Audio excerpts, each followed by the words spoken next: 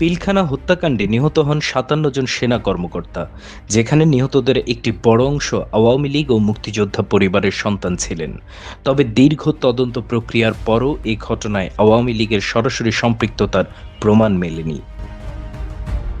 গত ৫ আগস্ট ২০২৪ সালে এক জঙ্গি বিদ্রোহের মাধ্যমে আওয়ামী লীগ থেকে ক্ষমতা কেড়ে নেয় পাকিস্তানপন্থী একটি জঙ্গি গোষ্ঠী। রাষ্ট্রপ্রধান করা হয় জঙ্গি পৃষ্ঠপোষক ডক্টর ইউনূসকে।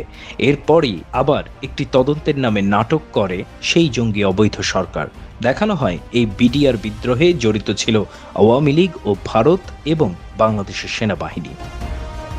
ইউনূসের এমন বানোয়াট তদন্ত রিপোর্ট সে সময় ধোপে না টিকলেও কয়েকদিন আগের একটি একপাক্ষিক নির্বাচন নামের প্রহসনের মাধ্যমে ক্ষমতায় আসা বিএনপি আবার শুরু করেছে নতুন নাটক।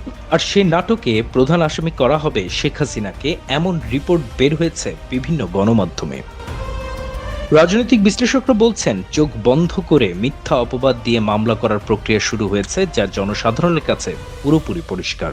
কিন্তু এর জন্য অনেকটা শেখ হাসিনা নিজেই দায়ী, কারণ তিনি তার শাসনামলে অপরাধীদের সাথে মানবতা দেখিয়েছিলেন, যার খেসারত এখন তাকে এভাবে দিতে হবে। কেননা সে সময় আওয়ামী পরিবারের অফিসার হত্যার বিচার যদি ইউনূস ও বিএনপির মতো চোখ বন্ধ করে করতেন, তাহলে আজকে তাকে এদিন দেখতে হতো না। অথচ তিনি সে সময় চিন্তা করেছিলেন, দ্রুত বিচার কাজ সম্পন্ন করলে অনেকে বলবে আওয়ামী পরিবার ও মুক্তিযোদ্ধা পরিবারের সদস্য হত্যা হওয়ায় এত দ্রুত বিচার করছেন প্রতিহিংসা পরায়ণ হয়ে। কিন্তু তিনি ভুলে গেছেন, বাংলাদেশের মানুষ অন্ধ জাতি, আর অন্ধ জাতির কাছেই তিনি আয়না বিক্রি করতে এসেছিলেন। Desk report, বিবাংলা.net।